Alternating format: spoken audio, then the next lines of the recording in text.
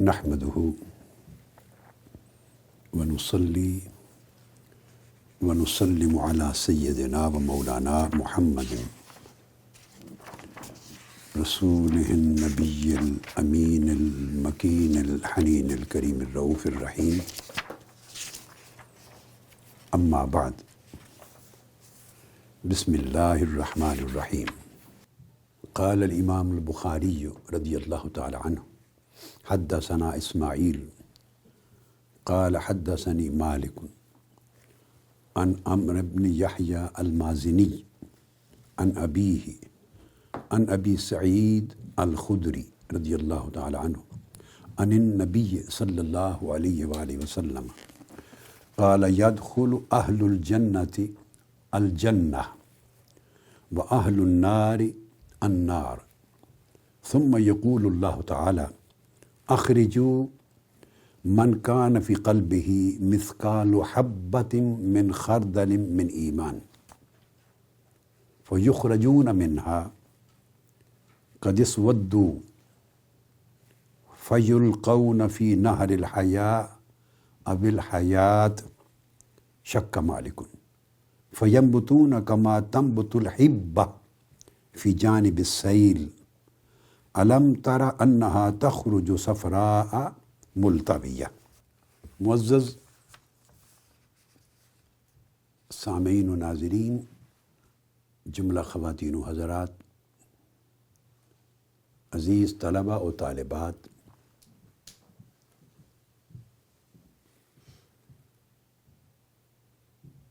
اور دیگر مستفیدین و منتفعین، الحمدللہ تعالی آج ہم اللہ جل مجدہ کی توفیق سے صحیح البخاری کا باب 15 شروع کر رہے ہیں۔ کتاب الایمان کا یہ باب، اس کا عنوان ہے باب تفاضل اہل الایمان فی الاعمال، کہ جو اہل اعمال ہیں، جو لوگ اعمال صالحہ کرتے ہیں، اشارہ اعمال کا اعمال صالحہ کی طرف ہے، تو ان اہل ایمان کا جو ایمان کا درجہ ہے اور ایمان کی قوت ہے وہ کم و بیش ہوتا ہے، اور نیک اعمال کے بڑھتے جانے سے، صدق اور اخلاص کے زیادہ ہوتے جانے سے، استقامت، صبر، توکل کے بڑھتے جانے سے، اور اخلاص و للہیت کے اور نیت کے خوبصورت ہوتے چلے جانے سے، جیسے جیسے نیت کی نیکیاں، سوچ کی نیکیاں، فعل کی نیکیاں، عمل کی نیکیاں، جملہ طاعات، عبادات کی ہوں یا معاملات کی ہوں یا اخلاق و احوال کی ہوں، جیسے جیسے یہ نیکیاں بڑھتی چلی جاتی ہیں اپنی کوالٹی میں اور اپنی کوانٹٹی میں، تو ایمان کا درجہ، رتبہ اور قوت بڑھتی چلی جاتی ہے۔ جو سلف صالحین میں، یعنی امام اعظم ابو حنیفہ رضی اللہ تعالیٰ عنہ کے زمانے سے لے کر امام بخاری، امام مسلم، امام ابو داؤد، ترمذی اور امام آجری اور امام لالکائی، جن کی کتاب شرح و اعتقاد اہل سنہ ہے اور اوپر کتاب الشریعہ ہے، یا دیگر کتب سنہ کے اوپر لکھی گئی ہیں عقیدے پر، اس وقت ایک کلامی بحث تھی، دو مکتب فکر تھے۔ ایک کا نقطہ نظر یہ تھا کہ ایمان صرف دل سے تصدیق کرنا اللہ کے رسول کی لائی ہوئی باتوں کا، یعنی دین کا اور امور غیب کا، جو بھی اللہ نے اپنی رسول کو بھیجا ہے اور رسول نے امت کو اپنی زبان سے پہنچایا ہے، اسے سچ سمجھنا، قبول کرنا، دل سے تصدیق کرنا، زبان سے اقرار کرنا۔ تو متکلمین کا اور ائمہ کا ایک طبقہ یہ تھا، وہ کہتے تھے اس سے فقط ایمان ثابت ہو جاتا ہے، اس کے بعد جو اعمال صالحہ ہیں وہ اس ایمان کو رفتہ رفتہ قوی تر کرتے چلے جاتے ہیں، اس سے ایمان کی کوالٹی بڑھتی چلی جاتی ہے، اس کا درجہ بلند سے بلند تر ہوتا چلا جاتا ہے۔ اعمال کم ہوں گے، ایمان ثابت ہوگا مگر ناقص ہوگا، کمال سے محروم ہوگا، نیکیاں اعمال صالحہ زیادہ ہوں گے تو ایمان کامل ہوتا چلا جائے گا۔ یہ ایک مکتب فکر تھا۔ وہ امام اعظم ابو حنیفہ کے پیروکار تھے، بیشتر فقہا تھے اور علماء تھے اور متکلمین تھے۔ ایک طبقہ جو اہل روایت تھا، جن کے ہاں علم کا مدار صرف روایت اور اس کا متن، احادیث اور آثار ہیں، اور وہ اس کی درایت پر اور اس سے اخذ معانی پر اور اس کو عقلی استدلال کے ساتھ اور اس کو توضیح و تشریح کرنے پر زیادہ اعتماد نہیں کرتے تھے۔ وہ مکتب فکر جو اثریین کا کہہ لیں، اہل اثر، اہل روایت، تو ان کا یہ تھا کہ وہ سمجھتے تھے کہ ایمان صرف تصدیق اور اقرار کا نام نہیں، بلکہ اعمال صالحہ بھی خود ایمان کا اصلاً حصہ ہے، یعنی ایمان کی تعریف میں شامل ہے، دل کی تصدیق بھی، زبان کا اقرار بھی، اور جسم کے اعضاء کے جو اعمال ہیں، نماز، روزہ، حج، زکوٰۃ، خیر کا کلمہ، طاعت کا، اطعام الطعام، یہ جتنی چیزیں امام بخاری پیچھے بیان کرتے چلے آ رہے ہیں، یہ تمام اعمال خواہ عبادات کی طرف کے ہیں، خواہ معاملات کی طرف کے ہیں، یہ تمام اعمال کو اٹ سیلف جو اصل ایمان ہے اس کا حصہ سمجھتے ہیں۔ تو اس وجہ سے ان کا نقطہ نظر یہ تھا کہ اگر اعمال زیادہ ہوتے جائیں گے تو ایمان اپنی کمیت میں، قدر میں، نہ صرف کوالٹی میں بلکہ کوانٹیٹی میں ایمان بڑھتا چلا جائے گا، اعمال کم ہوں گے تو ایمان گھٹتا چلا جائے گا۔ یہ ایک الگ بحث تھی۔ آج یہ بحث ریلیونٹ نہیں اور میں اس کو اختلاف لفظی سمجھتا ہوں، مگر بہر صورت اس تناظر میں امام بخاری اکثر ابواب کو لا رہے ہیں، اور یہ باب بھی اسی تناظر میں لفظاً قائم کیا ہے کہ اہل ایمان کا ایمان بڑھنا، تفاضل ایک سے دوسرے کا ایمان زیادہ ہونا اعمال کی وجہ سے، اعمال میں اس میں یہ حدیث لائے ہیں، اور صورت یہ ہے کہ ایمان بنیادی طور پہ درجے میں بلند ہو، قوت میں بلند ہو، اس میں نقص اور کمال واقع ہو تو وہ بڑھنا ہے۔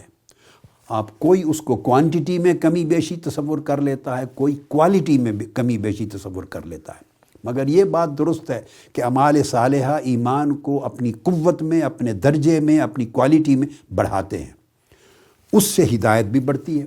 جیسے قرآن مجید نے کہا لِيَزْدَادُوا ایمانا مع ایمانہم، کہ ایمان موجود ہوتا ہے مگر اور اعمال صالحہ سے، استقامت سے، یقین سے، توکل سے، صبر سے، شکر سے، طاعت سے، عبادت سے، خیر سے، اخلاص نیت سے ایمان کے ساتھ ایمان اور بڑھتا چلا جاتا ہے، یعنی ایمان قوت پکڑتا چلا جاتا ہے اور درجے میں بلند ہوتا چلا جاتا ہے۔ جس طرح ہدایت کے ساتھ ہدایت بڑھتی ہے، ایک آدمی ہدایت پر ہے مگر جتنے اعمال صالحہ کرتا ہے، اللہ کی ذات پر اس کا یقین بڑھتا ہے، آخرت پہ یقین بڑھتا ہے، اپنا محاسبہ بڑھاتا ہے، صدق اور اخلاص میں اضافہ ہوتا ہے، من صاف طاہر پاکیزہ کرتا چلا جاتا ہے، تو جیسے جیسے اس کا ایمان، اس کا عمل، اس کی نیت نکھرتی ہے تو اس کی ہدایت میں بھی اضافہ ہوتا چلا جاتا ہے۔ اس کو کہتے ہیں وَيَزِيدُ اللَّهُ الَّذِينَ اهْتَدَوْا هُدًى، ہدایت والوں کی ہدایت میں اللہ نے اضافہ کر دیا۔ وَالَّذِينَ اهْتَدَوْا زَادَهُمْ هُدًى وَآتَاهُمْ تَقْوَاهُمْ، تقویٰ سے ہدایت میں اور اضافہ ہو جاتا ہے۔ وَيَزْدَادَ الَّذِينَ آمَنُوا ایمانا، جو لوگ ایمان والے تھے اللہ نے ان کے ایمان کو اور بڑھا دیا۔ تو یہ اس معنی میں ہے جیسے اللہ پاک نے فرمایا یا ایھا الذین آمنوا آمنوا باللہ ورسولہ، ایمان والو اللہ اور اس کے رسول پر ایمان لاؤ۔ تو ایک تو ایمان لانا ہے کافروں کا، جو مومن نہیں ہیں وہ ایمان لاتے ہیں تو داخل ہوتے ہیں اسلام میں، اور ایک مومنوں کا جو آلریڈی ایمان والے ان کو فرمایا یا ایھا الذین آمنوا آمنوا باللہ ورسولہ، اے ایمان والے اللہ رسول پر ایمان لاؤ، یعنی ایمان کا حق ادا کرو۔ جس امر کی تصدیق کر چکے ہو اور جس کا اقرار و اظہار کر چکے ہو، اب اس کو ثابت کرو اپنے عمل سے، اپنے ظاہر میں، اپنے باطن میں، اس کو مضبوط کرو، مستحکم کرو، ثابت کرو۔ تمہارے قول سے بھی وہ تصدیق ثابت ہونی چاہیے، تمہارے عمل سے، تمہارے افعال سے، تمہارے اعمال سے، تمہارے طرز فکر سے، تمہارے طرز معاملات سے، بیہیویئر سے، کنڈکٹ سے ایمان نظر آنا چاہیے۔ تو یعنی ایمان کو اور مضبوط و مستحکم کرو۔ تو اس طرح اعمال صالحہ ایمان کے ساتھ ریلیونٹ ہو جاتے ہیں، یعنی اعمال صالحہ بہر طور ایمان کے کامل ہونے، مکمل ہونے یا کامل ہونے کی شرط ہے، تقاضا ہے۔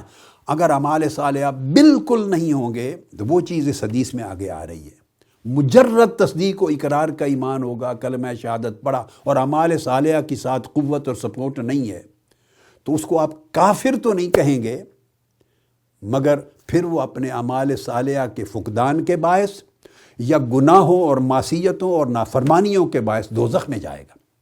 کتنا عرصہ دوزخ میں رہتا ہے ڈیپینڈ کرتا ہے کہ کیسے اعمال کیے تھے، کتنی برائیاں تھیں، کتنے ظلم تھے، کتنی بددیانتی تھی، کتنی غیبت، چغلی، چوری چکاری، کرپشن، خرابیاں تھیں، لوگوں کی حق تلفی تھی، کتنے اس نے مظالم اور معاصی کیے تھے، اس تناسب سے دوزخ میں جائے گا، اس درجے میں جائے گا، اتنا عرصہ رہے گا۔ اس کا سٹے بھی ڈیپینڈ کرتا ہے کتنے عرصے کے لیے اسے دوزخ کی قید ملے گی۔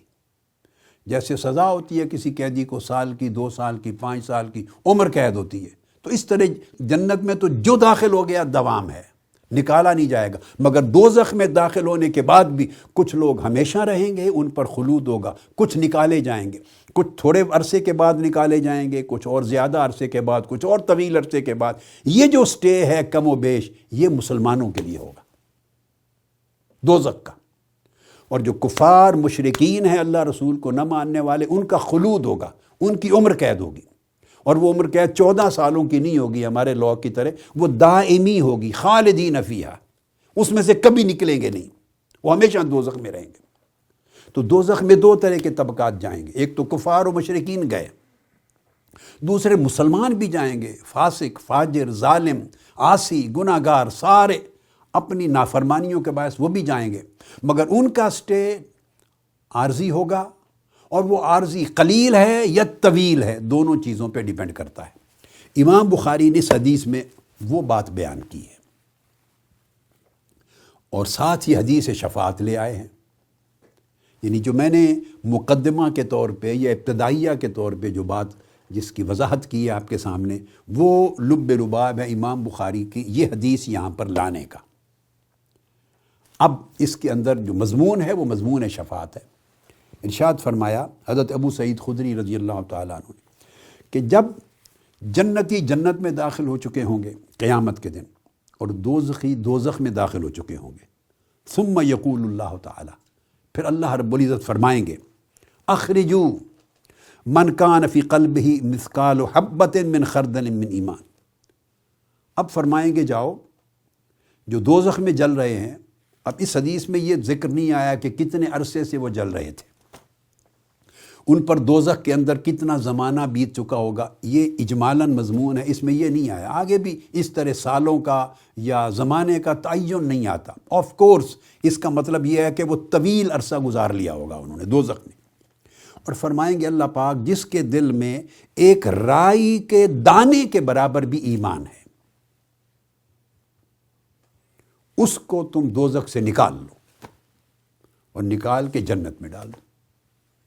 فَيُخْرَجُونَ مِنْهَا، وہ لوگ جو دوزخ میں ڈال دیے گئے تھے اپنے اعمال کے باعث، اور اعمال کون سے؟ فسق و فجور کے، معصیت اور ظلم کے، نافرمانی کے، کفر جیسے اعمال، منافقوں جیسے اعمال جو ایمان کے منافی ہیں، اور وہ اپنے اعمال کے باعث دوزخ میں پہنچ گئے، حساب و کتاب ہو گیا، عدالت لگ گئی اور عدل ہو گیا، فیصلہ سنا دیا گیا اللہ کی بارگاہ سے، دوزخ میں چلے گئے۔ اب انہوں نے اپنا عرصہ اپنے گناہوں، اپنی معصیت، اپنی سیاکاری، اپنے ظلم اور نافرمانی کے حساب سے، تناسب سے جو گزارنا تھا گزار لیا، اب اینڈ ہو گئی۔ اس وقت کے لیے فرمایا، اللہ پاک فرمائیں گے اب جن کے دلوں میں ایک رائی کے دانے کے برابر بھی ایمان ہے، ان کو دوزخ سے نکال لو، یعنی اب ان کو جنت میں شفٹ کیا جائے گا۔ اس حدیث نبوی کے تحت من قال لا الہ الا اللہ داخل الجنہ، جو ایمان لے آیا اللہ کی توحید پر اور حضور علیہ السلام کی رسالت پر، جس نے تصدیق کر دی، اقرار کر لیا، شہادت دے دی، الٹیمیٹلی وہ جنت میں جائے گا۔ یعنی اس کے لیے دوزخ ہے اپنے اعمال کے حساب سے، مگر خلود نہیں ہے، دائمی دوزخ نہیں ہے، وہ اس کا سٹے فار ایور نہیں ہے، اس پر خالدین فیہا کا اطلاق نہیں کہ ہی ول سٹے ان ہیل فار ایور، یہ نہیں ہے۔ سرٹن پیریڈ کے لیے، پیریڈ شارٹ بھی ہو سکتا ہے، لانگ بھی ہو سکتا ہے، ہی وڈ سٹے دیئر۔ اب جب اس کے نکلنے کا وقت آئے گا، ریلیز کیے جانے کا دوزخ سے، تو ان کو نکالا جائے گا، فَيُخْرَجُونَ مِنْهَا، وہ دوزخ سے نکالے جائیں گے۔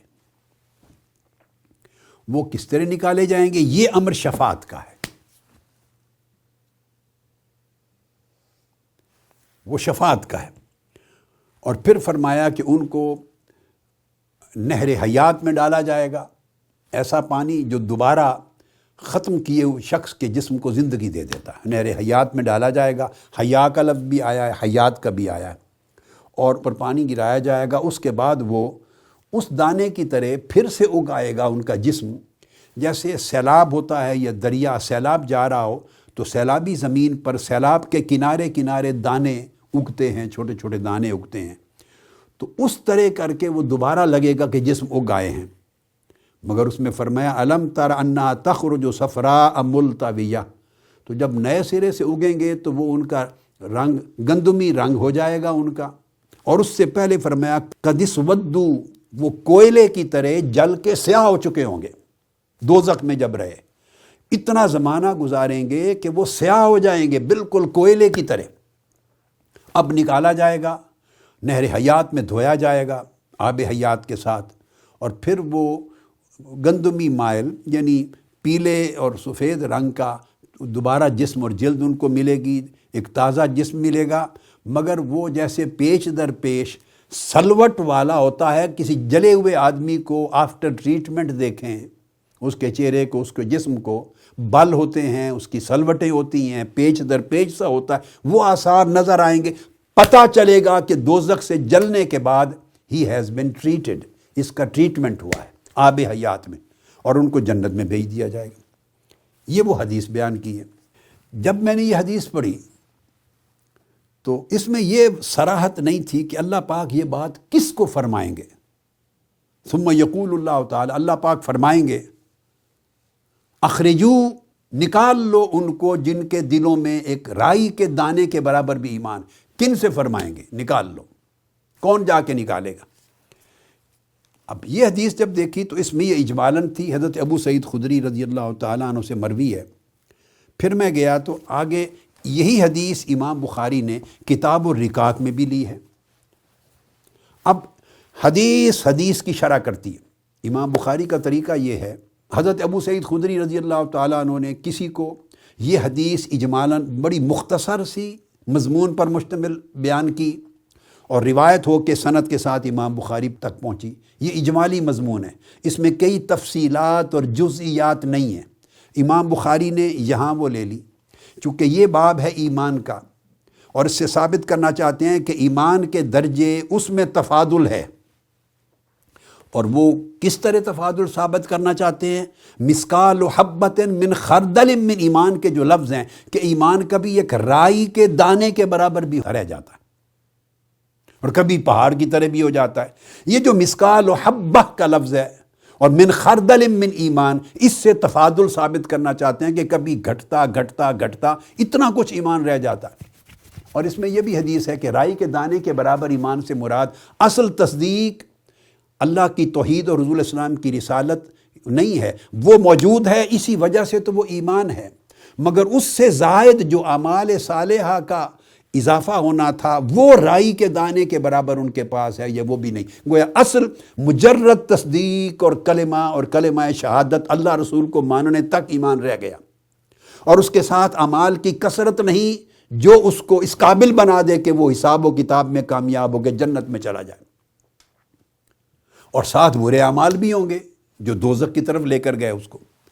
تو حدیث ایک جگہ اجمالاً آتی ہے، کئی لوگ ایسے ہوتے ہیں کہ وہ انہوں نے اول تا آخر چیزوں کو نہیں پڑھتے۔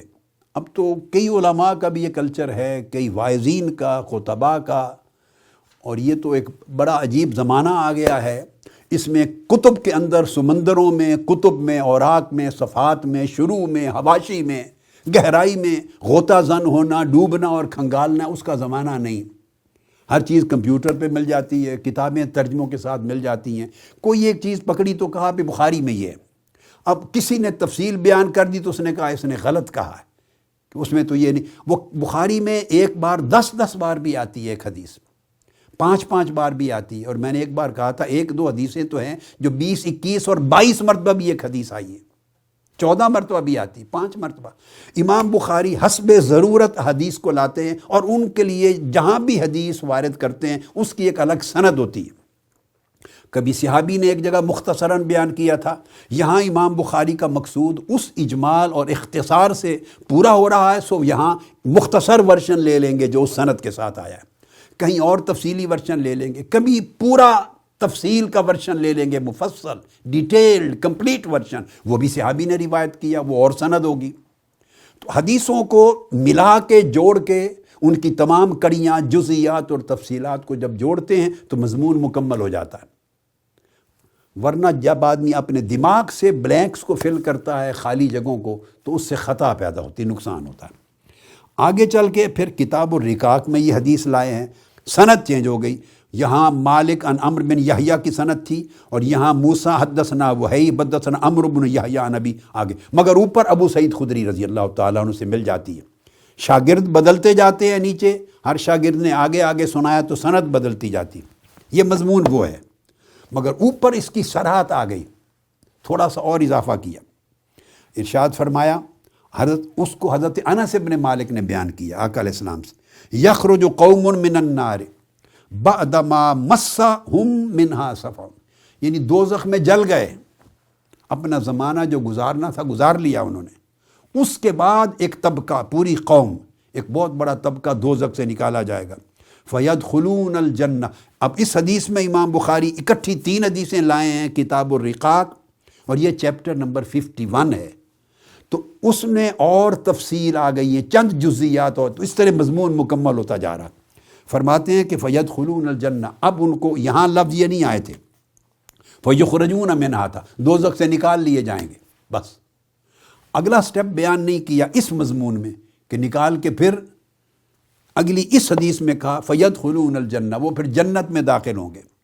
اور ایک اور بڑی دلچسپ بات کی حدیث پاک میں، انس بن مالک رضی اللہ تعالیٰ عنہ آقا علیہ السلام سے، فَيُسَمِّيهِمْ أَهْلُ الْجَنَّةِ الْجَهَنَّمِيِّينَ، وہ جب جہنم میں سے نکل کے جنت میں جائیں گے تو اہل جنت ان کو ٹائٹل دیں گے، یہ جہنمی آ گئے ہیں، یعنی یہ وہ لوگ ہیں جو جہنمی ہیں مگر جنت میں بھیج دیے گئے، ان کو الجہنمیون کا ٹائٹل دیں گے. وہ پہچان کیسے کریں گے، یہ دلچسپ ہے. اس کا اشارہ اس حدیث نمبر 22 میں امام بخاری دے چکے ہیں.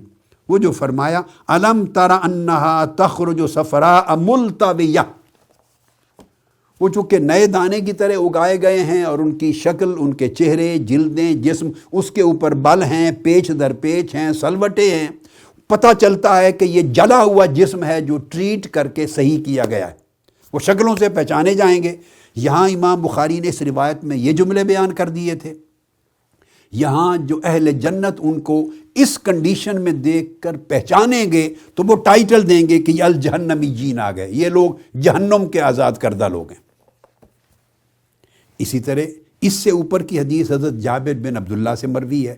اس میں وہ فرماتے ہیں کہ میں نے آقا علیہ الصلوۃ والسلام سے سنا یقول یخرج بالشفاعۃ من النار، یعنی ہر حدیث میں پچھلے حدیث کے مضمون کی توضیح بھی اور تصریح بھی ہوتی چلی جا رہی. اس طرح حدیث نبوی کڑیاں ہیں. بعض اوقات کہتے ہیں نیم حکیم خطرہ جان اور نیم ملا خطرہ ایمان. جس نے ایک کڑی دیکھی ہے اور اس کے اوپر سارے دین اور علم کا مدار کر لیا ہے، ممکن ہے وہ بہت سے لوگوں کو گمراہ کر دے. جس نے 2 کڑیاں دیکھی ہیں، 3 کڑیاں، تو ڈیپینڈ کرتا ہے کہ اس کا نالج کتنا محیط ہے ان سبجیکٹس پر. اس نے کھنگال کے اول تا آخر کتنا دیکھا ہے پوری صحیح بخاری کو، اور اس کے ساتھ پھر صحیح مسلم کو. کبھی ایسا ہے کہ امام بخاری نے جس روایت سے مضمون لیا، امام مسلم نے اپنی سند سے اس سے زیادہ جامع مضمون لے لیا، تو اس حدیث کو مسلم کی حدیث سے جوڑ کے لینا پڑتا ہے. احادیث ساری صحیح ہیں، ایک ہی مرتبے کی ہیں، مگر پورے کنسیپٹ کو ان ٹوٹیلٹی سمجھنے کے لیے اور مغالطوں سے بچنے کے لیے اور خود اپنے آپ کو لوگوں کو گمراہی سے بچانے کے لیے اس علم میں کلیت چاہیے، ممکنہ حد تک. مخلوق کی کامل کلیت تو نہیں ہوتی مگر ممکنہ حد تک. اب یہاں فرمایا آقا علیہ السلام نے کہ وہ لوگ دوزخ سے جو نکالے جائیں گے یخرج بالشفاعہ، وہ شفاعت کے ذریعے نکالے جائیں گے.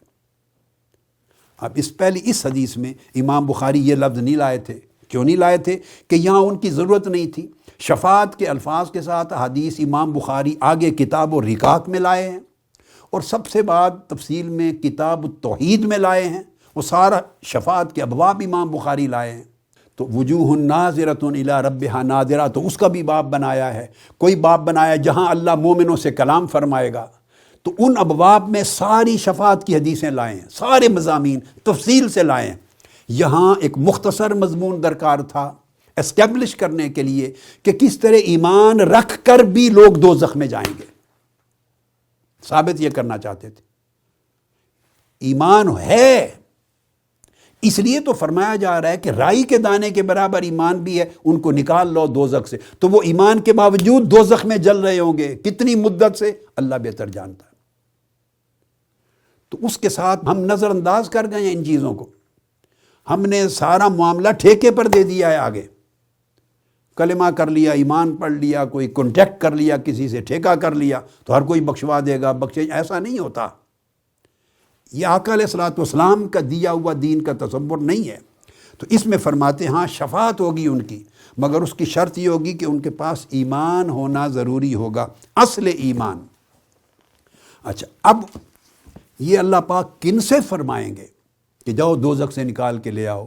یہ ان دونوں کتب میں، نہ کتاب الایمان میں یہ تفصیل درج تھی، نہ کتاب الرقاق میں۔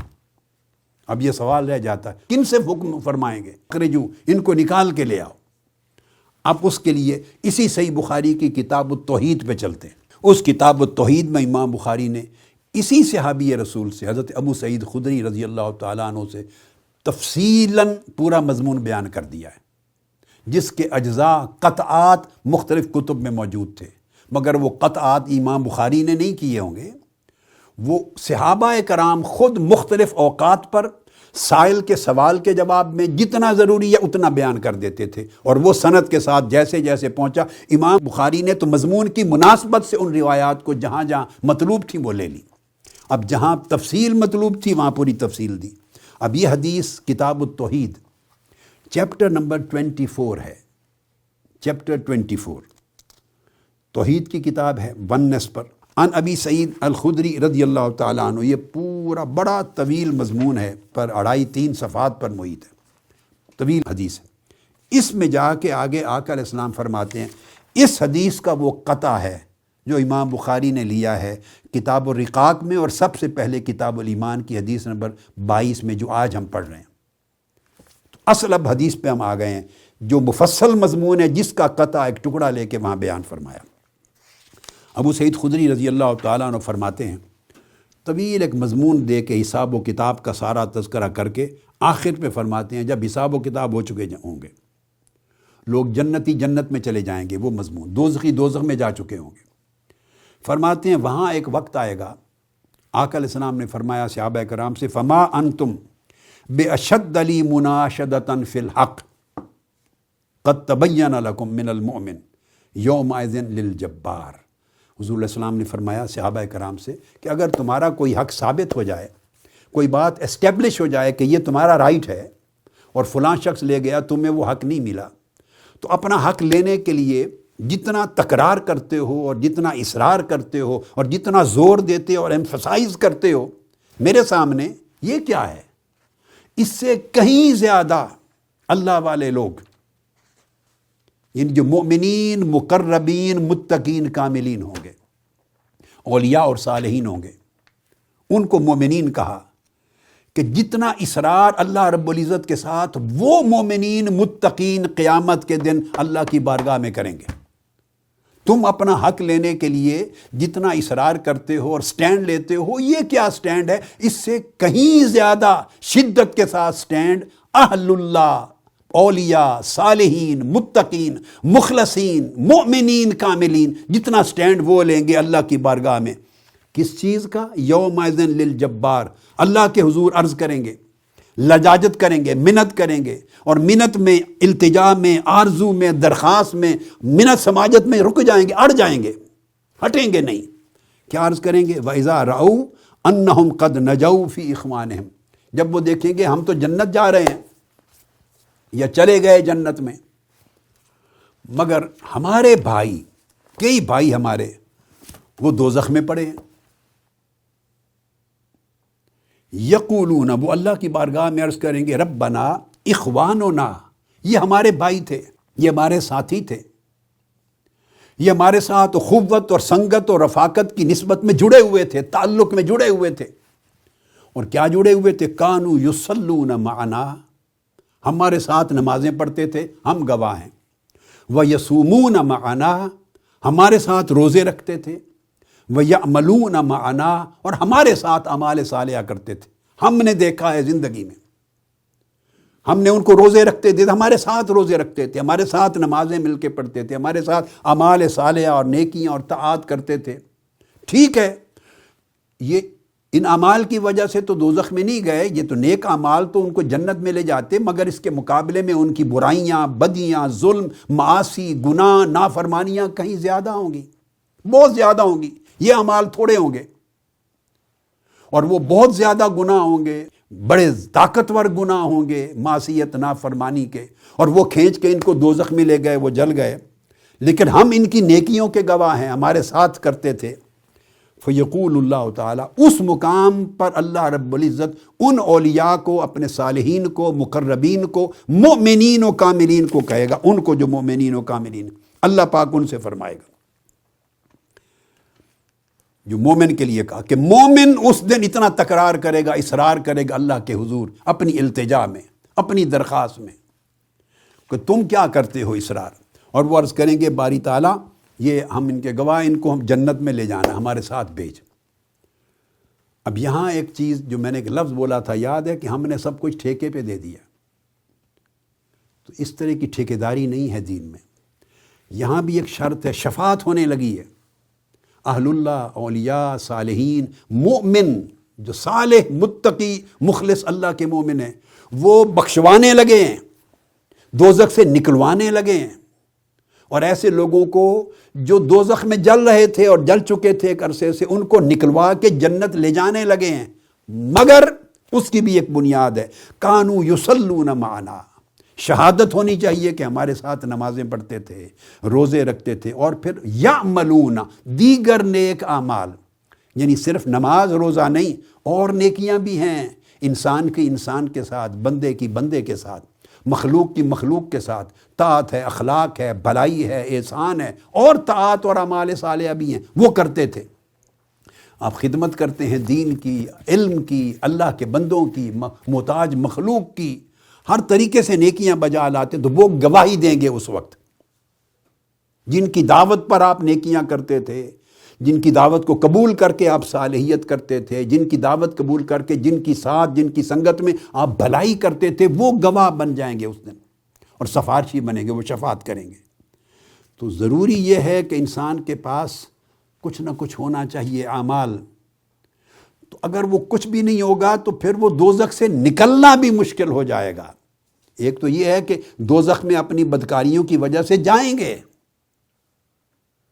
مگر وہاں سے نکلنے کے لیے بھی وہ اپنی سفارش اور شفاعت کی بنیاد ان کی نیکیوں کو، جو تھوڑی سی تھی، خواہ وہ حبۃ من خردل من ایمان، خواہ وہ رائی کے دانے کے برابر ہی تھی، یہ امام بخاری نے ادھر کہا، رائی کے دانے کے برابر، مگر کہنے کو ان کے پاس کچھ بنیاد تو ہے۔ اگر یہ بنیاد بھی نہیں ہوگی اور سارا ہی کام ٹھیکے پہ دے دیا ہوگا، اور کہیں گے کہ چلو جی یہ پیر صاحب بخشوا لیں گے، مولوی صاحب بخشوا لیں گے، میرا شیخ مرشد بخشوا لے گا، میرا قائد بخشوا لے گا، فلاں کا نعرہ وہ بخشوا لے گا، تو ٹھیکے پہ دے دیا، تو پھر اس کو، جن کو آپ اللہ پاک نے اس طرح کسی کو ٹھیکے دار نہیں بنایا ہے، اس لیے نہیں ہوتا یہ، کسی کی رہبری، کسی کی رہنمائی، کسی کے ساتھ ارادت، کسی کے ساتھ عقیدت، اس طرح نہیں کہ آپ اعمال سے بری و ذمہ ہو جائیں، بس ہاتھ میں ہاتھ دے دیا تو فارغ ہو گئے، اب وہ جنت میں لے جائیں گے، ایسا کوئی تصور اللہ کے اور اللہ کے رسول کے دیے ہوئے دین میں نہیں ہے۔ وہ جنہوں نے بخشش کے لیے سفارش کرنی ہے مقربین نے، وہ بھی بنیاد بنائیں گے ہمارے اعمال کی، کہ ہمارے ساتھ یہ اعمال کرتے تھے، گواہی دینے کو کچھ تو ہو، جو حدیث پاک نے کیٹیگوریکلی بیان کر دیا۔ پھر اللہ پاک ان سے فرمائیں گے، اذهبوا فمن وجدتم فی قلبہ مثقال دینار من ایمان فاخرجوه، جاؤ، جن کے اندر، جن کے سینے میں، دل میں ایک دینار کے برابر بھی آپ ایمان دیکھتے ہیں، ان کو نکال کے لے جاؤ۔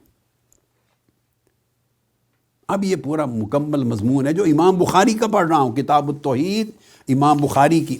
اور پھر حدیث پاک میں آقا علیہ السلام نے فرمایا وَيُحَرِّمُ اللَّهُ صُبَرَهُمْ عَلَى النَّارِ، ادھر ان کی سفارش ہوگی، اس سفارش کی بنیاد رکھیں گے وہ اعمال صالحات جو بھی تھوڑے تھے، اور پھر اللہ پاک فرمائیں گے جاؤ جن کے دل میں ایک دینار کے برابر، یہ بھی ایک تمثیل دی جا رہی ہے، سمبولک ورلڈ ہے، اتنا سا بھی ایمان ہے، دیکھتے ہو تو ان کو نکال لو، خود نکال کے لے جاؤ۔ اور ساتھ حکم کیا ہوگا؟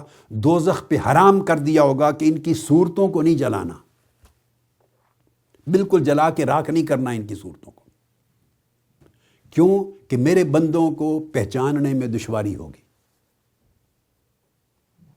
ان کی صورتوں تک آگ نہ جائے ورنہ وہ پہچان نہیں سکیں گے۔ اور اللہ کو علم ہے کہ انہوں نے اپنے اعمال اور تباہ کاریوں اور ہلاکتوں کی وجہ سے دوزخ میں جانا ہے، جلنا ہے، اور یہ علم ہے کہ میرے بندوں نے، میرے مقرب بندوں نے الٹیمیٹلی گواہی دینی ہے ان کی، اور ان کی شفاعت کرنی ہے، اور میں نے اجازت دینی ہے، اور انہوں نے دوزخ سے نکال کے لے کے جانا ہے جنت میں، اور تبھی نکالیں گے اگر پہچانیں گے۔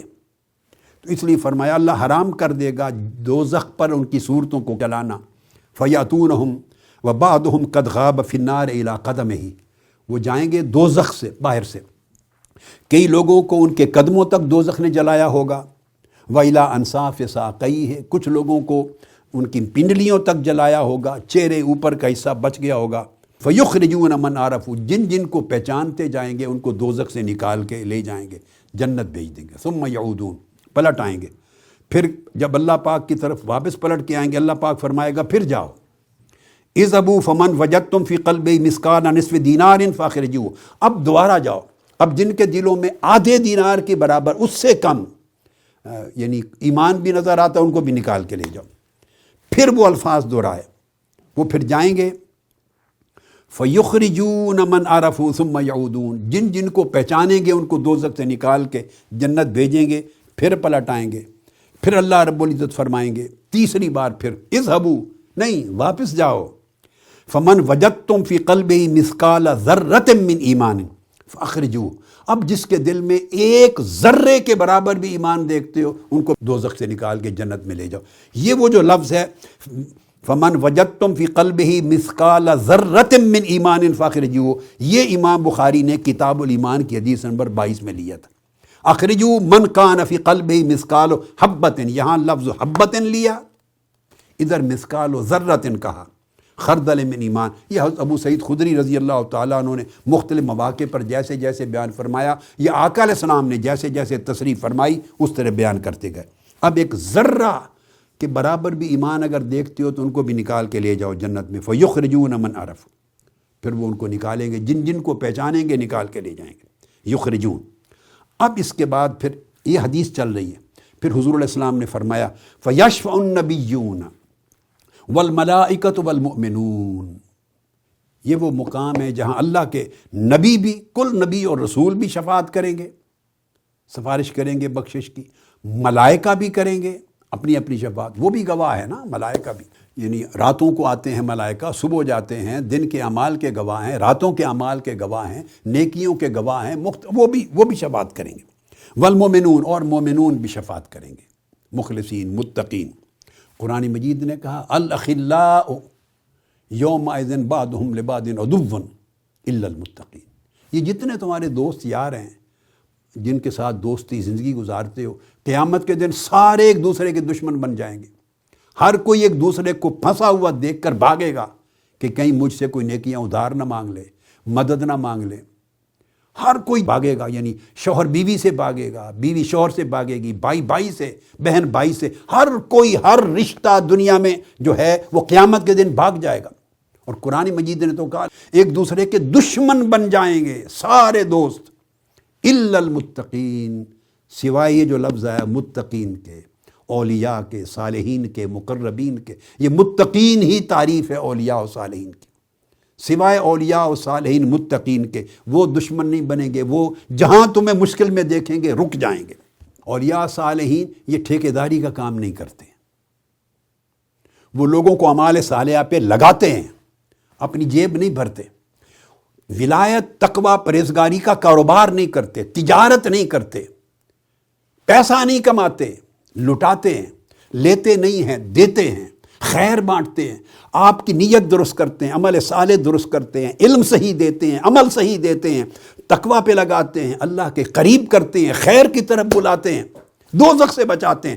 تو جو ایسا عمل کرے جس کے پاس اس کا علم ہو، اس کی معرفت ہو، جس کا عمل ایسا ہو، اخلاق ایسا ہو، زبان ایسی ہو، طبیعت ایسی ہو، دنیا سے بے نیاز ہو، کسی پر تان نہ کرے، تشنیع نہ کرے، دل تنگ نہ رکھے، بخیلی نہ کرے، پیسے کا لالچ نہ کرے، آپ کی جیبوں کو نہ دیکھے، نذرانے نہ مانگے، آپ سے بیعت کے مطالبے نہ کرے، میرا مرید بنو، میرا مریدوں کی مرید بنانے کی جنگ نہ کرے، یعنی مسابقت نہ کرے، اور نظر جیب پہ نہ رکھے، آپ کے حال کو درست کرے، آپ سے بے نیاز ہو، آپ کو زہد دے، اللہ کے قریب کرے۔ مرید کا معنی اللہ کا ارادہ کرنے والا، آپ کے ارادے کو اللہ کی طرف سیدھا کرے، اللہ کے رسول کی طرف سیدھا کرے، اللہ رسول کی محبت آپ کے دل میں ڈالے، مطابعت دل میں ڈالے، طاعت دل میں ڈالے، آپ کی نیت میں اخلاص پیدا کرے، رخ سیدھا کرے، احوال درست کرے، اعمال درست کرے، اخلاق درست کرے۔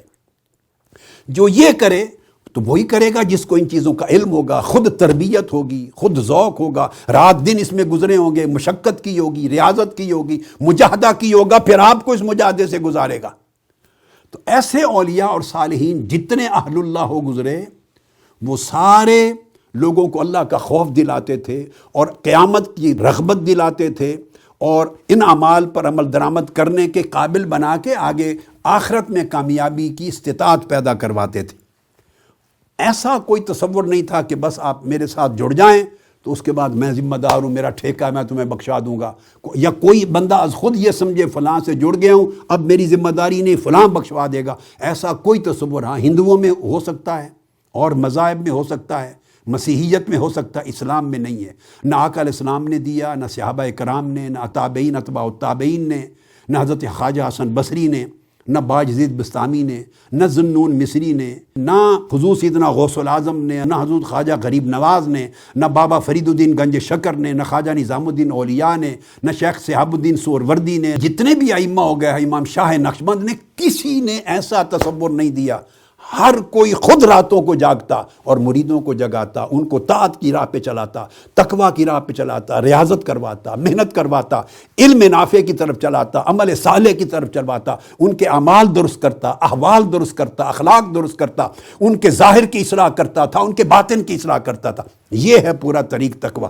تو فرمایا ایسے لوگ قیامت کے دن پھر جو ان کی راہ پہ چلے ہوں گے، مطابعت پہ چلے ہوں گے، ان کی راہ پہ، نقش قدم پر، بھلے وہ تھوڑا ہوگا، زیادہ ہوگا، اگر اپنے حساب میں مار کھا گئے، کمزوری ہو گئی اور گناہ غالب آ گئے اور دوزخ کا امر ہوا، ایسے لوگوں کے لیے پھر وہ شفاعت کرنے والا بن جائیں گے، شفاعت کرنے والا بن جائے۔ کئیوں کی شفاعت پہلے مرحلے پہ ہو جائے گی، یہ سٹیجز ہیں، مگر بہر صورت اس راستے پر ہونا، ایمان کا ہونا، عمل صالح کا ہونا اور اس کی تربیت ہونا یہ ضروری۔ پھر فرمایا حدیث پاک میں، اسی میں اللہ رب العزت پھر فرمائیں گے کہ نبی بھی شفاعت کر چکے، اب یہ حدیث کے لفظ ہیں صحیح بخاری کے، ملائکہ بھی شفاعت کر چکے، مؤمنین بھی، متقین بھی شفاعت کر چکے۔ فیقول الجبار، اب اللہ رب العزت فرمائیں گے، اب وہ لفظ آ رہے ہیں، باقیت شفاعتی فیقبض قبضۃ من النار، فرمایا اب میری شفاعت کا، یعنی اب میرے بخشنے کا، پہلے بخشوانے والے تھے، اب میں خود بخشنے والا ہوں، اب میری بخشش کرنے کا ٹائم آ گیا۔ فَيُخْرِجُ أَقْوَامًا قَدِمْتُ حِشُو، یہ جو اس میں لفظ تھا، کالے ہو گئے تھے تو وہ جل کے ان کی پھر اللہ پاک ان کو معاف فرمائے گا آخر پہ، جب وہ اپنا پورا عذاب گزار چکے ہوں گے۔ اور یہ وہ لوگ ہوں گے کہ جو انبیاء کی شفاعت کے معیار پہ بھی نہیں اترے تھے، ملائکہ کی شفاعت کے معیار میں بھی نہیں آئے تھے، اور اولیاء اور متقین کی شفاعت کے معیار پہ بھی نہیں آئے تھے، سب کی شفاعتیں ختم ہو گئی ہوں گی، اس کے بعد سٹل یہ لوگ دوزخ میں رہ گئے ہوں گے۔ یہ بات ہے حدیث میں، پھر دوزخ میں رہ گئے ہوں گے کہ ان کو شفاعت کے جو لمٹ دیے گئے تھے، کوٹے دیے گئے تھے، پیمانے دیے گئے تھے، شرائط دی گئی تھی، ان میں بھی یہ نہیں آئیں گے۔ ان کے پاس سوائے کلمہ پڑھنے کے اور کچھ نہیں ہوگا، توحید و رسالت کی شہادت کے۔ تو جب وہ آئے گا تو اللہ پاک فرمائے گا کہ اب سزا ان کو مل گئی، جل گئے، دوزخ کا مزہ چکھ لیا، اپنے اعمال کا حساب، اکاؤنٹیبلٹی پوری ہو گئی، اب ان کو اللہ پاک نکلوائیں گے، نکال کے، اور ان کو پھر فرمایا فَيُلْقَوْنَ فِي نَهْرِ بِأَفْوَاهِ الْجَنَّةِ يُقَالُ لَهُ مَاءُ الْحَيَاةِ، پھر وہ نہر حیات میں، دریائے حیات میں ڈالا جائے گا، جو جنت کے کناروں پر دریا چل رہے ہوں گے، وہ لائف گیونگ ریورز ہوں گے۔ فَيَنْبُتُونَ فِي حَافَتَيْهِ كَمَا تَنْبُتُ الْحِبَّةُ فِي حَمِيلِ السَّيْلِ، پھر وہی حدیث کے لفظ آ گئے، وہ پھر گزریں گے، جس طرح دانہ اگتا ہے سیلاب کے کنارے، اس طرح نئے سرے سے دانے اگیں گے، یہ حالت ہوگی۔ وہ جب جنت میں بھیجے جائیں گے فَيَدْخُلُونَ الْجَنَّةَ، جب جنت میں جائیں گے فَيَقُولُ أَهْلُ الْجَنَّةِ هَؤُلَاءِ عُتَقَاءُ الرَّحْمَٰنِ، جو حدیث نے کتاب الرقاق سے پڑھی تھی اس میں تھا کہ جنت میں جب جائیں گے تو ان کو لوگ شکلوں سے پہچان کے کہیں گے یہ جہنم سے آئے ہوئے لوگ ہیں۔ اب یہ حدیث جو کتاب التوحید میں ہے اس کے الفاظ میں ہے کہ جنت والے پہچانیں گے اور کہیں گے هؤلاء عتقاء الرحمن، یہ اللہ کے ریلیز کیے ہوئے لوگ ہیں۔ These are the people who were released by Almighty Allah۔ یعنی ان کے نہ اعمال اس قابل تھے کہ ان کو لے کے ادھر آیا جاتا، نہ نبی کی شفاعت پہ پورے اترے تھے، نہ ولی کی شفاعت پہ پورے اترے تھے، نہ فرشتے کی شفاعت پہ پورے اترے تھے۔ اب ساری شفاعتوں کے معیار پہ پورے نہیں اترے، دوزخ میں رہے۔ اب وہ آخری حد تھی جو اللہ کا اپنا وعدہ تھا، من قال لا الہ الا اللہ داخل الجنہ۔ تو یہ اللہ کے ریلیز کیے ہوئے لوگ ہیں، وہ ان کو پہچان کے تو گویا۔ اور ایک حدیث میں اور بھی آتا ہے کہ جب ان کو جہنمی جین کہیں گے، ایک اور حدیث ہے، وہ اللہ رب العزت کے حضور عرض کریں گے، جدھر جاتے ہیں لوگ اشارہ کرتے کہتے ہیں یہ جہنمی آ رہے ہیں، تو جنت میں پہنچ کر بھی جہنمی کا ٹائٹل ہمارا پیچھا کر رہا ہے، جان نہیں چھوٹی، تو ہمارا ٹائٹل ہی بدل دیں۔ تو اللہ پاک ان کو پھر دھلا کے تو ٹائٹل بدلے گا، پہچان ختم کر دیں گے۔ وہ بھی یہاں ٹائٹل بدل گیا۔ اس حدیث کے لفظ ہیں هؤلاء عتقاء الرحمن، یہ وہ لوگ ہیں جن کو اللہ نے آزاد کیا ہے، ریلیز کیا ہے، اپنے کسی استحقاق کی وجہ سے نہیں، اللہ رب العزت نے ان کو ریلیز کیا ہے۔ اس حدیث میں بہت سے مضامین آ گئے جن پر اگر ہم توجہ کریں تو ہماری زندگی سنورنے کے لیے بڑا سامان ملتا ہے۔ اس کے بعد آگے 23 حدیث نمبر، امام بخاری روایت کرتے ہیں، یہ بھی حضرت ابو سعید خدری رضی اللہ تعالیٰ عنہ سے مروی ہے، یقول قال رسول اللہ صلی اللہ علیہ وآلہ وسلم بینا انا نائم رأیت الناس یعرضون علی وعلیہم قمص منہا ما یبلغ الثدیہ۔ حضور علیہ الصلوۃ والسلام نے اپنا خواب بیان فرمایا۔ یہ حدیث نمبر 23 ہے، 23 اسی کتاب الایمان میں۔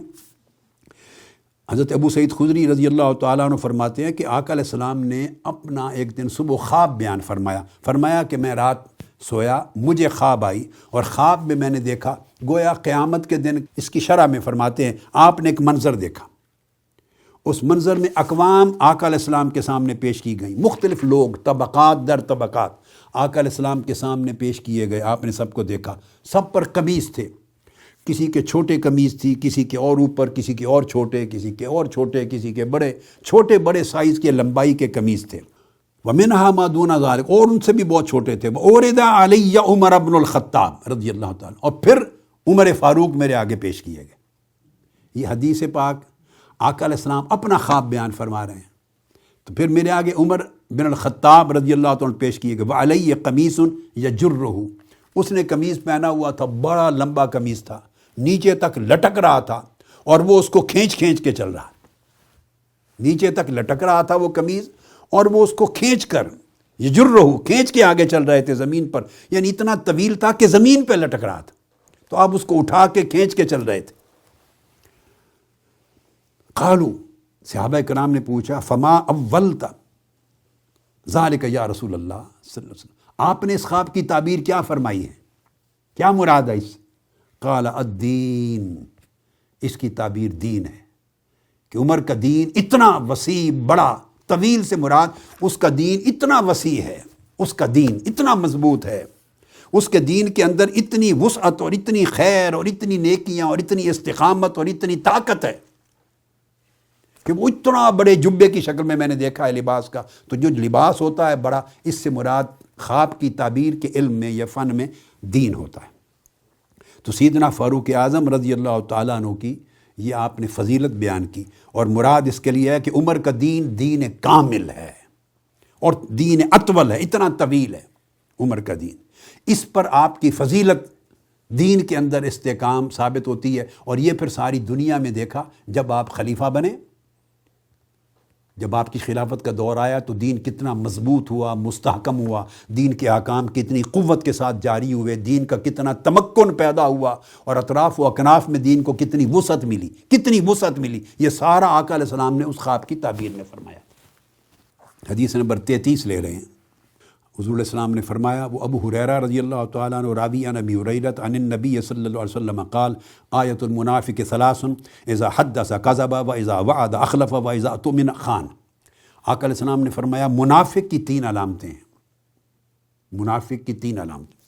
ایک یہ، جب بولتا ہے جھوٹ بولتا ہے، بس اتنا سمجھ لینا ہی کافی ہے۔ جب وعدہ کرتا ہے تو توڑتا ہے، وعدہ خلافی کرتا ہے، وعدہ پورا نہیں کرتا۔ اور جب اسے امانت دی جاتی ہے، کسی طرح کی بھی امانت، اس میں خیانت کرتا ہے، کرپشن کرتا ہے۔ تو گویا آپ نے فرمایا کہ جو شخص جھوٹ بولے، جو شخص وعدہ خلافی کرے، جو شخص کسی طرح کی کرپشن کرے امانت میں، وہ منافق ہے۔ یہ 3 علامتیں۔ اور ایک اور حدیث آگے آ رہی ہے اسی کے ساتھ، حدیث نمبر 34 اس میں امام بخاری فرماتے ہیں ان عبداللہ ابن عمرو رضی اللہ تعالیٰ عنہ ان النبی صلی اللہ علیہ وسلم قال 4 من کن فیہ کان منافقا خالصا۔ 4 خصلتیں ایسی ہیں جس شخص میں یہ چاروں پائی جائیں وہ پکا منافق ہے، مکمل منافق ہے، باہر سے اندر سے نیرا منافق ہی منافق ہے جس میں یہ 4 چیزیں پائی جائیں۔ منافقاً خالصاً کا لفظ بولا آقا علیہ السلام نے، خالص منافق ہے، یعنی اس میں کسی مغالطے کی ضرورت نہیں ہے۔ وَمَنْ كَانَتْ فِيهِ خَصْلَةٌ مِّنْهُنَّ كَانَتْ فِيهِ خَصْلَةٌ مِّنَ النِّفَاقِ حَتَّى يَدَعَهَا۔ اور اگر ان 4 میں سے کوئی ایک کریکٹرسٹک، کوئی ایک خصلت پائی جائے تو پھر یہ خصلت نفاق کی ہے، پھر وہ جو پہلی حدیث ہے اس کو محض منافق کہا خصلت کی وجہ سے۔ فرمایا اذا اؤتمن خان، اگر اس سے کوئی ٹرسٹ، کوئی امانت دی جائے تو کرپشن کرے، وَإِذَا حَدَّثَ كَذَبَ، بات کرے تو جھوٹ بولے، اس کی بات پر یقین نہیں بندہ کر سکتا، وَإِذَا عَاهَدَ غَدَرَ، کوئی معاہدہ وعدہ کسی سے کرے تو وعدہ خلافی کرتا ہے، دھوکہ دیتا ہے، توڑتا ہے، وَإِذَا خَاصَمَ فَجَرَ، کسی سے جھگڑا ہو تو گالیاں دیتا ہے، یعنی بد زبانی کرتا ہے۔ اب آپ اندازہ کر لیں، 3 چیزیں تو بڑی کلیئر ہو گئیں، یعنی امانت میں خیانت کرنا منافقت ہے، جھوٹ بولنا منافقت ہے، وعدہ خلافی کرنا منافقت ہے۔ یہ 3 چیزیں پہلی حدیث میں آ گئی تھی۔ چوتھی چیز ایڈ کی آقا علیہ السلام نے، وَإِذَا خَاصَمَ فَجَرَ، اس حدیث میں جب کسی سے اس کا جھگڑا ہوتا ہے تو بد زبانی کرتا ہے۔ اس پر فوکس کرنے کی ضرورت ہے ہم سب کو۔ یعنی اب آپ دیکھیے کہ ہمارے ہاں جس شخص کو دیکھیں، لوگ سیاست کرتے ہیں تو وہ کہتے ہیں جھوٹ نہ بولیں تو سیاستدان ہی نہیں بن سکتے، کرپشن نہ کریں تو ہم اگلا الیکشن کہاں سے لڑیں، وعدہ خلافی نہ کریں اور وعدے پورے کرتے چلے جائیں تو کون پورا اتر سکتا ہے۔ لوگوں نے اپنی منافقت کو اور اپنی بدکرداری کو اور اپنی دین کی مخالفت کو لوگوں نے جسٹیفائی کر کے ایک نیا تصور بنا لیا ہے۔ کاروبار والا کہے میں جھوٹ بولوں، اگر ہر ایک کے ساتھ جھوٹ نہ بولوں، سچ بولتا جاؤں تو میرا نفع ہی نہیں آئے گا، میں دکان کیسے چلاؤں؟ ہر بندے نے جھوٹ کو جسٹیفائی کر لیا ہے، ہر بندے نے اپنی کرپشن کو جسٹیفائی کر لیا ہے، ہر بندے نے وعدہ خلافی کو جسٹیفائی کر لیا ہے ان حالات کے ساتھ۔ تو ایمان بدی کے ساتھ سمجھوتا کرنے کا نام نہیں ہے، ایمان اپنی زندگی میں بدی کے ساتھ لڑنے کا نام ہے، بدی سے ٹکرانے کا نام ہے۔ اگر آدمی اپنا نفع نقصان دیکھ کر نیکی کو چھوڑ کے اور بدی اختیار کر لے، سرنڈر کر جائے بدی کے سامنے، اسی کے تو آقا علیہ السلام منافقت کہہ رہے ہیں۔ صحابہ کرام جو اتنے بلند تھے ایمان میں، سیدنا فاروق اعظم رضی اللہ تعالیٰ عنہ کی ابھی جو حدیث لائے ہیں اس کی جو وجہ یہ تھی کہ سیدنا فاروق اعظم نے کبھی سمجھوتا نہیں کیا بدی کے ساتھ، جھوٹ کے ساتھ، نفاق کے ساتھ، غلط کے ساتھ کبھی سمجھوتا نہیں کیا، حق اور باطل میں خلط ملط نہیں کیا، حق کو ہمیشہ صاف رکھا۔ پھر اس کے بعد ہم دیندار لوگ بھی دیکھیں جو دین کی دعوت دیتے ہیں، تبلیغ کرتے ہیں، علماء ہیں، علماء کہلاتے ہیں، خطباء ہیں، خطباء کہلاتے ہیں، جن سے لوگ دین سیکھتے ہیں یا لوگوں کو دین پڑھاتے اور سمجھاتے ہیں، اور جن کا سراپا یا پہچان دین کے نام سے ہے، دین کی پہچان ہے، لوگ جنہیں دین کا نمائندہ سمجھتے ہیں۔ ہمارے تمام مذہبی طبقات وہ دیکھ لیں، کسی سے اختلاف ہو جائے کہ ہم کتنی بد زبانی کرتے ہیں، یہ کسی پر تان کرنا، تنقید کرنا، یہ فاجرہ، یہ بد زبانی ہے۔ کسی کی غیبت چغلی کرنا بد زبانی ہے، کسی کو للکارنا، چیلنج کرنا، للکارنا، اس کو نیچا دکھانا بد زبانی ہے، اپنے آپ کو بڑا کرنا بد زبانی ہے، میں تیرا ایسا تیسا کر دوں گا بد زبانی ہے، فلاں آپ پردے اٹھاتے ہیں، فلاں پر تنقیدیں کرتے ہیں، یہ ساری بد زبانی۔ اذا خاصم فاجرہ، ایک طرف ہم دین کی تعلیم دے رہے ہوتے ہیں دوسری طرف بدزبانی کر رہے ہیں اتنے کھلے طریقے سے کہ دوسرے کی عزت اچھال رہے ہیں، اس کے پردے اٹھا رہے ہیں، اس کو چیلنج کر رہے ہیں، اس کی برائیاں آشکار کر رہے ہیں، اپنی بڑائی بیان کر رہے ہیں، دوسرے کو دعوت دے رہے ہیں مناظرے کی، جھگڑے کی، حملہ کر رہے ہیں، ایک جھگڑے اور فضا کی ماحول پیدا کر رہے ہیں، مجادلہ پیدا کر رہے ہیں، آپس میں ایک دوسرے کے ساتھ نتھنگ، نو ایشوز کو ایشو بنا رہے ہیں، اور ایک دنگ اور فساد اور مجادلہ کا ماحول ہے، دین کا مذاق اڑا رہے ہیں۔ سنجیدہ طبیعتیں نوجوان نسل جو پہلے دین کے اتنے قریب نہیں ہے، وہ اس طرز عمل کو دیکھ کر دین سے متنفر ہوتی ہے، آپ کی بولی سن کر، آپ کی زبان سن کر، لب و لہجہ سن کر۔ اس لیے آقا علیہ السلام نے چوتھی چیز لب و لہجہ ایڈ کر دی، اذا خاصم فجر۔ دین کا کام کرنے والے اپنی طبیعتوں میں تحمل پیدا کریں اور اس کے ساتھ توکل پیدا کریں۔ تحمل اور توکل، اپنی طبیعت میں نرمی پیدا کریں، عاجزی پیدا کریں، بردباری پیدا کریں، اپنی گفتگو میں، اپنے کلام میں، لوگوں کے ساتھ معاملات میں، اختلاف میں وہی تو پہچان ہوتی ہے۔ جب کوئی آپ کو برا بھلا نہیں کہہ رہا تو آپ اس سے تھوڑا جھگڑیں گے۔ جس نے آپ پہ تہمت نہیں لگائی، گالی نہیں دی آپ کو، آپ اس سے کیوں جھگڑیں گے؟ جھگڑے کی نوبت تو اسی وقت آتی ہے مجادلہ کی، جب کوئی آپ پر حملہ کرتا ہے، طنز کرتا ہے، جھوٹ بولتا ہے، غیبت کرتا ہے، آپ کے خلاف کوئی الزام تراشی کرتا ہے، تہمت اور بہتان کرتا ہے۔ اس سے آپ کے اندر ایک غیظ، غضب، غصہ آتا ہے، اپنا دفاع کرنا چاہتے ہیں، اور دفاع میں اس کا کیا جواب دیتے ہیں، کیا لیمٹ رکھتے ہیں؟ بار بار لا تعتدوا، حد سے نہ بڑھو۔ اول اگر معاف کر دیں، درگزر کریں، خاموشی کر لیں تو خیر ہے۔ کیوں؟ کہ اللہ آپ کا دفاع کرے گا، یہ اجر دے گا، اور آپ کے نیکی کے کام کو اللہ رکنے نہیں دے گا، آسمانی مدد آپ کے کام میں شامل ہوگی۔ اور اگر آپ جواب دیں تو پھر حکم ہے کہ حد سے نہ بڑھو، جتنا نقصان اس نے کیا اس سے آگے نہ بڑھو، نرم کلمہ رکھو، نرم گو، نرم خو، نرم جو۔ جتنی طبیعت پہ یہ عمل اور یہ مزاج غالب ہوگا، آپ کی دین کی تبلیغ میں اتنی تاثیر ہوگی، اتنی خیر ہوگی۔ سو جتنے لوگ دین کا کام کرنے والے ہیں، دین کی تنظیموں میں، جماعتوں میں، صرف تحریک منہاج القرآن کے کارکنوں کے لیے نہیں ہے، ان کے لیے تو واجب ہے، مجھ سے سن رہے ہیں، مگر نہیں، سارے میرے بیٹے ہیں۔ کسی بھی مذہبی جماعت، تنظیم، ادارے کا کوئی کارکن ہے، کسی جماعت سے ہے، کسی مکتب فکر سے ہے، مسلک سے ہے، اس سے بھی غرض نہیں، کسی مسجد سے، کسی مدرسہ سے، کسی طریقے سے متعلق ہے، مگر دین کا کام کرتا ہے، دین کی دعوت تبلیغ دیتا ہے، لوگ اس کو دین کا نمائندہ سمجھتے ہیں، اس سے دین سیکھتے ہیں، اور وہ سمجھتے ہیں جو یہ کرتا ہے یہی دین ہے۔ یہ بڑا فرق ہے۔ تاجر اگر جھوٹ بولتا ہے، یاد رکھ لو، تو اس کے جھوٹ سے دین کو نقصان نہیں پہنچتا، اس کے اپنے عمل، کردار اور آخرت کو نقصان پہنچتا ہے۔ سیاستدان جھوٹ بولتا ہے، گالی گلوچ کرتا ہے، فجور کرتا ہے، کرپشن کرتا ہے، اس کی کرپشن سے دین کو نقصان نہیں پہنچ رہا، یعنی دین کے امیج کو مجموعی طور پہ تو پہنچتا ہے، چونکہ وہ لیڈنگ رول ہے، تو سارے اخلاق بھی خراب ہوں گے تو دین بھی کمزور ہوگا۔ مگر میں اسپیسیفک بات کر رہا ہوں، دین کے امیج کو اس کی خرابی سے نقصان نہیں پہنچتا۔ کیوں؟ کہ لوگ اس کو دین کا نمائندہ نہیں سمجھتے، لوگوں نے ایکسیپٹ کیا ہوا ہے، اس کی کرپشن کے باوجود اس کو ووٹ دے رہے ہیں حلقے میں۔ کیوں دے رہے ہیں؟ وہ تھانے کچہری میں کام کرواتا ہے، طاقتور ہے، سپورٹ دیتا ہے، تو لوگ اس کے ساتھ سمجھوتا ہے۔ وہ دین کا نمائندہ نہیں ہے، لوگ اس میں خیر، تقوی، سچائی، ایمان، علم، عمل دیکھنا ہی نہیں چاہتے، ان کو ضرورت نہیں ہے۔ جس مقصد کے لیے انہوں نے اسے منتخب کر رکھا ہے یا جس کی وجہ سے اس کے پیچھے ہیں، اس کا خیر سے تعلق نہیں ہے، یہ ایک شر کے ساتھ سمجھوتا ہے اپنی ضروریات کی وجہ سے۔ تو وہ اگر جھوٹ بولے گا، غیبت کرے گا، گالی گلوچ دے گا، دھمکیاں لگائے گا، اس سے دین کا امیج خراب نہیں ہوگا۔ تاجر، انڈسٹریلسٹ ایسا کرے گا، دین کا امیج خراب نہیں ہوگا۔ حکمران ایسا کرے گا، اللہ نہ کرے، دین کا امیج خراب نہیں ہوگا، کوئی شخص۔ مگر جب علماء ایسا کریں گے، خطبہ کریں گے، دین کے دائی، دین کے استاد، مبلغ، مربی، جو دین کی پہچان ہے، لوگ ان کے عمل کو سمجھتے ہیں یہ دین کی عکاسی ہے، یہ دین ہے، وہ دین کا ایک پریکٹیکل یعنی ماڈل ہیں۔ جب ان کی زبان سے لوگ گالی گلوچ سنیں گے تو بتائیں دین کہاں کھڑا ہوگا؟ کتنا تنفر پیدا ہوگا دین کے ساتھ۔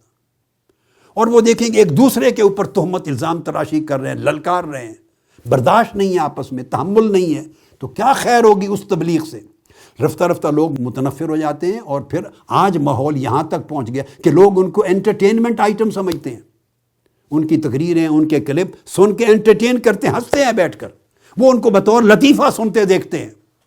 تو جب دین کی باتیں لطیفے کے طور پہ سننی جانے لگیں، انٹرٹینمنٹ آئٹم بن جائیں، تو بتائیے اس سوسائٹی میں کیا خیر رہ جائے گی؟ اس کے ذمہ دار ہم لوگ ہیں جو دین کا چہرہ تصور ہوتے ہیں، جو دین کا نمائندہ تصور ہوتے ہیں، جو دین کے ریپرزنٹیٹیو، دین کے میسنجرز، دین کے امبیسڈرز، دین کے انوائز، دین کے پریچرز، جن سے دین ریفلیکٹ ہوتا ہے۔ جب ہم عمل اس طرح کا کریں گے، بچوں کے ساتھ طرز عمل، لوگوں کے ساتھ، شاگردوں کے ساتھ، ہم ایسے لوگ بھی ہیں گالیاں دیتے ہیں بات میں بیٹھ کر، تو پھر مسند پہ نہیں بیٹھنا چاہیے۔ آپ 10-15 سال لگائیں، اپنی عادات کو درست کریں، غاروں میں جائیں، مجاہدے کریں جیسے اولیاء اللہ کرتے تھے، اپنی زبان پر کنٹرول کریں، نفس پہ کنٹرول کریں۔ بہت غصہ آتا ہے تو ٹھیک ہے، یہی تو ریاضت مجاہدے کا وقت ہے، کنٹرول کریں اس کو۔